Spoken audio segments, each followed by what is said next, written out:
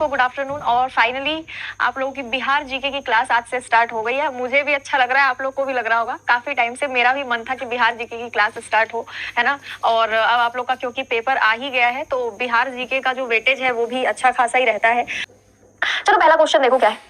Champa was the capital which is known as. अभी के समय में क्वेश्चन का मतलब समझो। 16 महाजनपद थे, ठीक है, 16 महाजनपद थे पहले। 16 महाजनपदों में बिहार में 3 महाजनपद थे। तीनों महाजनपदों के मैं नाम बताऊंगी। उनमें से एक महाजनपद की कैपिटल थी चंपा, ठीक है। चंपा उनमें से एक महाजनपद की कैपिटल थी, बिहार में जो महाजनपद था। तो चंपा जिस महाजनपद की कैपिटल थी, ये चंपा वाला एरिया आज के समय में बिहार का कौन सा एरिया है? आज के टाइम पे ये बिहार का कौन सा एरिया है, ये पूछा जा रहा है। बताओ क्या आंसर होगा इसका। जो 16 महाजनपद थे, आकाश राम राम बेटा, जो 16 महाजनपद थे उनमें से चंपा अंग की कैपिटल थी। अंग महाजनपद की कैपिटल थी चंपा, बिहार वाले एरिया में पड़ता है। लेकिन आज के समय में तो कोई महाजनपद है नहीं। आज के समय में तो अलग अलग डिस्ट्रिक्ट्स एंड अलग अलग गांव और अलग अलग सिटीज बन चुके हैं। तो चंपा वाला एरिया आज कहाँ पे पड़ता है ये पूछा जा रहा है। सबको पता है कि भागलपुर सिल्क सिटी के रूप में जाना जाता है। तो ये जो भागलपुर है ना, यही चंपा वाला एरिया था पहले, ठीक है। यही भागलपुर चंपा वाला एरिया था पहले। तो जितने भी स्टूडेंट्स ने ऑप्शन नंबर ए आंसर लगाया है, सबका आंसर सही है, ठीक है। 86% स्टूडेंट्स का आंसर सही है यहाँ पे, है ना, 86%, ठीक है।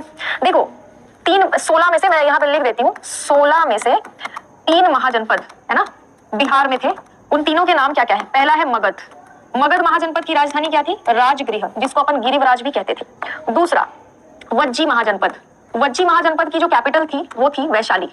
वज्जी महाजनपद की कैपिटल क्या थी? वैशाली। और तीसरा कौन सा? तीसरा अंग महाजनपद। अंग महाजनपद की कैपिटल क्या थी? चंपा, ठीक है। और इसी चंपा की बात हो रही है।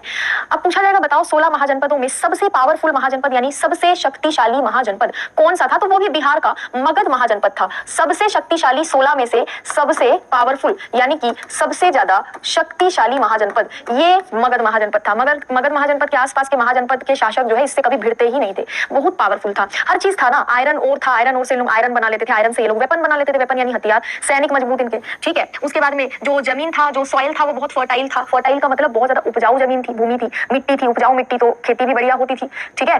तो हर चीज था, नदियां वगैरह बहुत थी। नदियां थी तो भाई पीने के पानी की कमी नहीं थी, और भी किसी भी काम के लिए पानी की कमी थी नहीं। हर चीज बढ़िया था मगध में, ठीक है। सबसे पावरफुल महाजनपद यही था। याद रखना भागलपुर को मैं लिख देती हूँ, सिल्क सिटी के नाम से भी जाना जाता है। सिल्क का प्रोडक्शन बिहार में अगर कहीं सबसे ज्यादा होता है तो वो भागलपुर में होता है। चावल से रिलेटेड भी एग्जाम में आता है कि चावल का प्रोडक्शन बिहार में सबसे ज्यादा कहाँ होता है, लिखना रोहतास में। रोहतास में चावल का प्रोडक्शन बिहार में सबसे ज्यादा होता है, ठीक है, समझ गए, है ना। अंग महाजनपद भागलपुर और मुंगेर, हाँ मुंगेर वाला एरिया भी कवर करता था। लेकिन हम लोग अगर इसकी राजधानी की बात करेंगे, चंपा की बात करेंगे, तो चंपा मेनली भागलपुर वाले एरिया को कवर करता था, ठीक है। चलो नेक्स्ट देखते हैं। बिहार में नंद वंश का संस्थापक कौन था? Who was the founder of Nanda dynasty in Bihar? Mahapadmananda, Kakavarna, Dhanananda या फिर नागदशक? बताना जरा। नंद वंश का संस्थापक बिहार में कौन था? क्या आंसर होगा इसका? फटाफट बताओ। तो बहुत ही बेसिक सवाल पूछा है मैंने।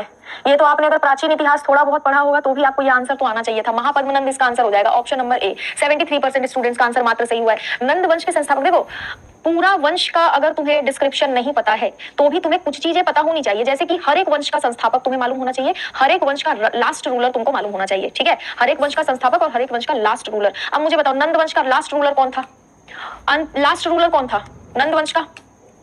9 नंद राजा थे, उनको नवनंद कहा जाता था। क्या कहा जाता था? नवनंद, ठीक है। 9 नंद शासक थे, 9 नंद शासक थे। लेकिन बात सिर्फ 2 के ही बारे में होती है, महापद्मनंद और लास्ट वाले के बारे में, ठीक है। कौन था last ruler? Last Nanda ruler जिसको ओवरथ्रो करके मौर्य डायनेस्टी की शुरुआत हुई थी, कौन था वो?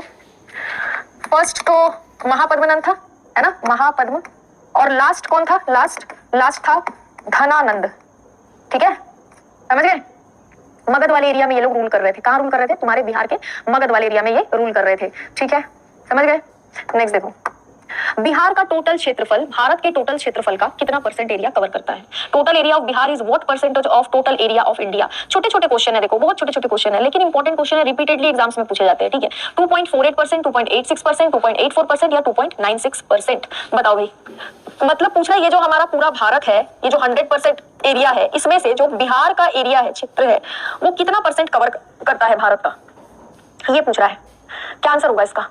देखो कोई करना, ऑप्शन नंबर सी 2.86% इसका आंसर हो जाएगा। ये ना फैक्चुअल क्वेश्चन था, ठीक है, फैक्चुअल था और इंपॉर्टेंट क्वेश्चन था। 91% स्टूडेंट्स ने यहाँ पर सही आंसर कराया। मतलब पूरे भारत का जो क्षेत्रफल है, उस पूरे भारत के क्षेत्रफल में से बिहार का जो क्षेत्रफल है वो 2.86% कवर करता है। समझ गए? मैंने ये सब बिहार की जनगणना में बताया था, बिहार का जो सेंसस मैंने करवाया था उसमें मैंने बताया था, ठीक है। अच्छा मुझे ये बताओ बिहार की जनसंख्या क्या है?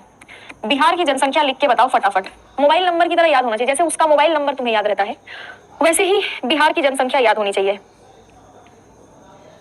बताओ टोटल पॉपुलेशन ऑफ बिहार 2011 के उसके हिसाब से क्या बता रहे हो? 104099452 392 नहीं होगा, 392 नहीं होगा, 104099452 ये है बिहार की जनसंख्या, बिहार का टोटल पॉपुलेशन, ठीक है। 104099452 कितना हो रहा है देखना जरा, बताना कितना हो रहा है ये 10 करोड़, बिल्कुल। अब तुम्हें क्या लगता है 2011 की जनगणना के बाद अब जाके जो जनगणना का डेटा आएगा उसमें कितना परसेंट बढ़ चुका होगा बिहार का पॉपुलेशन? तुम्हारे अकॉर्डिंग कितना हो चुका होगा? ये तो 2011 की जनगणना का डेटा है ना। अब 2011 के बाद 2021 में डेटा आना चाहिए था, वो तो आया नहीं, है ना। अब आएगा अभी क्या कहते हैं 2026-27 में, ठीक है। क्या लगता है कितना हो गया होगा? 20 करोड़, 15 करोड़? और उत्तर प्रदेश के साथ सीमा साझा करता है। Which of the following district has shares border with Nepal and Uttar Pradesh? West Champaran, Siwan, Sitamarhi या उपयुक्त में से एक से अधिक? देखो इसके लिए मैं ना तुम्हें मैप दिखाऊंगी अभी बिहार का, पहले तुम लोग आंसर करो, फिर मैं मैप दिखाऊंगी और तब आंसर क्लियर करेंगे हम। बताओ क्या आंसर होगा? 40 करोड़ जनसंख्या। मोदी जी घबरा जाएंगे अगर उन्होंने सुन लिया तो, समझ गए? एकदम से 10 से सीधा 40 करोड़ थोड़ी पहुंच जाता है 10 साल के अंदर, 15 साल के अंदर। उत्तर प्रदेश और नेपाल दोनों के साथ बॉर्डर बनाता है, वो डिस्ट्रिक्ट बताना है तुम्हें। पश्चिमी चंपारण, ठीक है। देखते हैं कितने परसेंट स्टूडेंट ने पश्चिमी चंपारण बताया है। 90%। 6% और 3% 3% ने सीतामढ़ी बताया है, 6% ने उपयुक्त में से एक से अधिक बताया है। अब ना एक बार अपन मैप को देखते हैं, ठीक है। मैप से अपने को क्लियरिटी हो जाएगी। यहाँ पर मैप देखो, ये है बिहार का मैप, देखो दिख रहा है। अब बिहार के मैप में ये रहा नेपाल वाला पोर्शन, ठीक है, ये रहा नेपाल वाला पोर्शन, ये नेपाल के साथ में बिहार का बॉर्डर यहाँ तक, और यहाँ से यहाँ तक पूरा उत्तर प्रदेश के साथ में बिहार का बॉर्डर, ठीक है। ये देखो, तो ये जो पश्चिमी चंपारण नाम का जिला है ये नेपाल के साथ में भी बॉर्डर बना रहा है, ये उत्तर प्रदेश के साथ में भी बॉर्डर बना रहा है, बना रहा है ना। नेपाल के साथ में भी बॉर्डर बना रहा है, उत्तर प्रदेश के साथ में भी बॉर्डर बना रहा है। मतलब तुम लोगों ने 90% स्टूडेंट्स ने जो आंसर लगाया था वेस्टर्न चंपारण की, भाई हाँ उत्तर प्रदेश और नेपाल के साथ दोनों के साथ बॉर्डर बनाने वाला जो जिला है वो है वेस्टर्न चंपारण, तो उनका आंसर बिल्कुल सही था, ठीक है। समझ गए?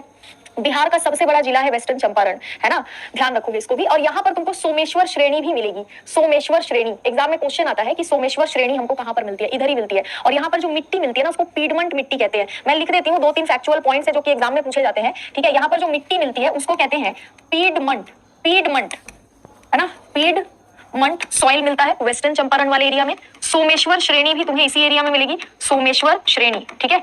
और ये बिहार का सबसे बड़ा जिला है। अब मुझे कोई ये बता दे कि यहाँ से एक नदी होकर बहती है, एक नदी होकर बहती है, उसका नाम क्या है? गंडक नदी है या बूढ़ी गंडक नदी है? बताओ, गंडक नदी है या बूढ़ी गंडक नदी है? दोनों में से कौन सी नदी है जो यहाँ से होकर बहती है? सीतामढ़ी। क्या हुआ सीतामढ़ी को? सीतामढ़ी मैप में देखो भाई, सीतामढ़ी का बॉर्डर यूपी से कहाँ टच होता है? सीतामढ़ी का बॉर्डर सिर्फ नेपाल से टच होने वाले जो जिले हैं बिहार के, उनके नाम क्या क्या है? वेस्टर्न चंपारण, ईस्टर्न चंपारण, सीतामढ़ी, मधुबनी, सुपौल, अररिया और किशनगंज। यानी 1 2 3 4 5 6 7 जिले हैं जिनका बॉर्डर नेपाल से टच करता है। एग्जाम में सवाल आ चुका है गंडक नदी, ठीक है। एग्जाम में ये सवाल आ चुका है कि भाई कितने जिले नेपाल से बिहार में बॉर्डर टच करते हैं? 7 जिले, ठीक है, नेपाल से सीमा बनाते हैं, सिर्फ नेपाल से, है ना, सिर्फ नेपाल से सीमा बनाते हैं, ठीक है। क्लियर है इतना? क्लियर है इतना? क्वेश्चन में गलती नहीं होना चाहिए, अभी डिस्कस कराया मैंने। इनमें से कौन सा उप विभाग बिहार और नेपाल के बीच सीमा बनाता है? विच of the following sub division forms the border between Bihar and Nepal? Ramnagar Doon, Someshwar range, Doon valley या सदर्न प्लेटू? बताओ, अभी ही बताया था और अभी अगर भूल गए ना तो ये मेरा पेन और वो तुम्हारी मुंडी, समझ गए? बताओ, बिहार और नेपाल के बीच में बॉर्डर बनाता है ये, इनमें से कौन सा सब डिविजन तुमको देखने को मिल रहा है ऐसा? 2-2.5% बच्चों ने दून घाटी, भैया दून घाटी यहाँ कहाँ मिलेगा तुम्हें? दून घाटी तुमको उत्तराखंड में मिलेगा, है। सोमेश्वर रेंज अभी मैंने मैप में दिखाया है तुम्हें, मैप में दिखाया था ना, यहाँ वाला ये वाला पोर्शन ऊपर वाला सोमेश्वर रेंज वाला एरिया है वो, ठीक है। चलो नेक्स्ट देखो। हाँ भाई, एक नदी वाला सवाल। बिहार पुलिस का एग्जाम 16 को है, अच्छा कोई नहीं, बताओ which of the following rivers meet Ganga from the south direction in Bihar? Ghaghara नदी, गंडक नदी, फल्गु नदी या कोसी नदी? बताओ भाई, साउथ से कौन सी नदी मिलती है बिहार में? मैं अभी तुमको दक्षिण की नदियां और उत्तर की नदियां दोनों लिख के बता दूंगी मैप बना के, पहले तुम आंसर करो इसका। हाँ, सबका अलग अलग आंसर। ऑप्शन नंबर डी हो जाएगा इसका आंसर, फल्गु नदी। 66% ओनली। 21 अभी थोड़ी देर पहले जब हम लोग चंपारण वाला सवाल कर रहे थे तब मैंने क्वेश्चन पूछा था कि चंपारण से कौन सी नदी होकर बहती है, तब सारे बच्चों ने गंडक नदी लिखा था ना, तो फिर गंडक नदी यहाँ क्यों लगा रहे हो? दक्षिण में कहाँ है? चंपारण तो उत्तर में है ना, चंपारण उत्तरी बिहार में पड़ता है, यहाँ पर दक्षिणी बिहार का पूछ रहा है, किस हिसाब से लगा रहे हो? कोसी नदी को 10% बच्चों ने लगाया, जबकि सबको पता है कि कोसी नदी नेपाल वाले एरिया से बिहार में एंटर करती है। नेपाल बिहार के दक्षिण में पड़ता है क्या? नेपाल बिहार के उत्तर में पड़ता है, ऊपर से कोसी नदी एंटर करती है, यहाँ से गंडक नदी एंटर करती है। किस हिसाब से आंसर लगा रहे हो? कौन सा हिसाब है तुम्हारा, बताना जरा। देखो मैं तुमको एक रॉ मैप बना के बताती हूँ, ठीक है? इस मैप में तो पूरा कचरे जैसा हो जाएगा, इसका आंसर होगा फल्गु रिवर। मैं एक रॉ मैप, एक सिंपल मैप तुमको बना के बता रही हूँ। ये मान लो बिहार का मैप है, ठीक है? ये तुम्हें भी आना चाहिए। ये बीच में से गंगा नदी बिहार को काटती है, दो भागों में बांट देती है गंगा नदी। ये पूरी की पूरी गंगा नदी है, ठीक है? गंगा रिवर ये बिहार को दो हिस्सों में बांटती है। कुछ नदियां ऊपर की तरफ से आती है, कुछ नदियां नीचे की तरफ से आती है, गंगा नदी से जाके मिल जाती है। उत्तरी बिहार की जो नदियां हैं, उत्तरी बिहार की जो नदियां हैं वो बिहार में वो नदियां मैं लिख दे रही हूँ। गंडक नदी, ठीक है? बूढ़ी गंडक नदी है ना, बूढ़ी गंडक नदी, ठीक है? कोसी नदी, बागमती नदी है ना, बागमती नदी। उसके बाद महानंदा नदी। महानंदा नदी जो है ये बिहार में सबसे पूर्व में से एंटर करती है, सबसे पूर्व में से किशनगंज से एंटर करती है। किशनगंज यहाँ पर पड़ता है, सबसे पूर्वी जिला है बिहार का, और किशनगंज से ही महानंदा नदी बिहार के अंदर एंटर करती है, ठीक है? ये सब हो गई उत्तरी बिहार की नदियां, जो कि आके धीरे धीरे गंगा से मिलती चली जाती है। अब बात आती है दक्षिणी बिहार की नदियों की, जो नीचे से ऊपर की तरफ जाती है। ये नदियां कौन कौन सी है? तो एक है सोन नदी, एक है पुनपुन नदी, एक है कर्मनासा नदी है ना, कर्मनासा नदी, एक है फल्गु नदी और एक है अजय नदी। अब नाम आया ना फल्गु नदी का, कहां पर है फल्गु नदी? बिहार के दक्षिणी हिस्से में, दक्षिण से ऊपर की तरफ जा रही है। तो मतलब क्वेश्चन में इसी फल्गु नदी के बारे में पूछा था। ये मैप अगर तुम्हें याद हो गया तो नदियों वाले डायरेक्शन वाले क्वेश्चन तुमसे गलत नहीं होंगे, ठीक है क्या? फल्गु नदी के पास में कौन सा शहर बसा हुआ है अगर पूछा जाएगा, बोलना कि गया। जिस गया को अब अपन गया जी कहते हैं, और गया जी में पितृपक्ष का मेला लगता है। फल्गु नदी के पास में एक मंदिर है जिस मंदिर को कहते हैं विष्णु पद मंदिर। कौन सा मंदिर? विष्णु पद मंदिर, ठीक है? विष्णु भगवान के पैरों का वहां पर कहते हैं निशान वगैरह है, ऐसा कुछ है, मुझे नहीं पता, मैं गई नहीं हूँ, बट मैंने इसके बारे में पढ़ा है, ठीक है? विष्णु पद मंदिर, फल्गु नदी गया वाले एरिया से होकर बहती है।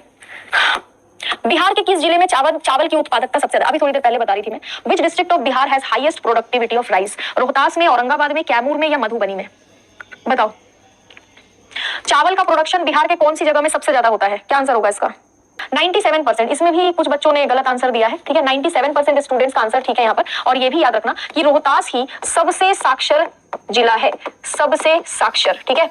लिटरेसी, हाईएस्ट लिटरेसी रेट है यहाँ का, हाईएस्ट लिटरेसी रेट, ठीक है? यही का है, पुरुषों का भी महिलाओं का भी, ऐसा नहीं कि पुरुषों का कम या महिलाओं का कम, दोनों का सबसे ज्यादा यहीं पे है, ठीक है? कैमूर का नाम देख रहे हो? कैमूर में अभी वो बन रहा है, क्या नाम है, टाइगर रिजर्व।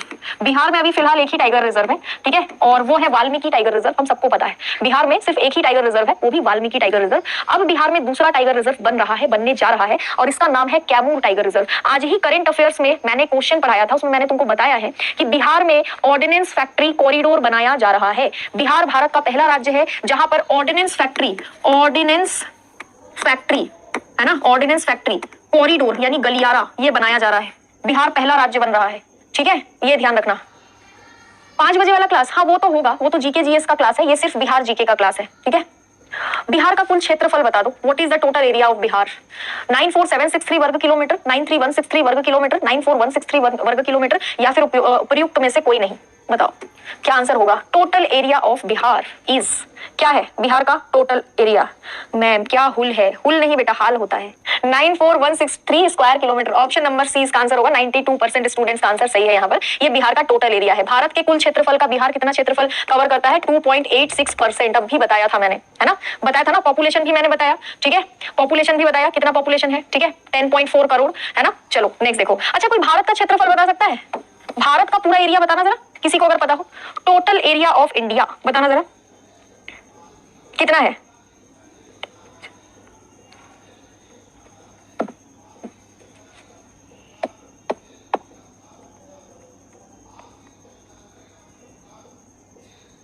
$3287263 square kilometre. ये है भारत का टोटल क्षेत्रफल।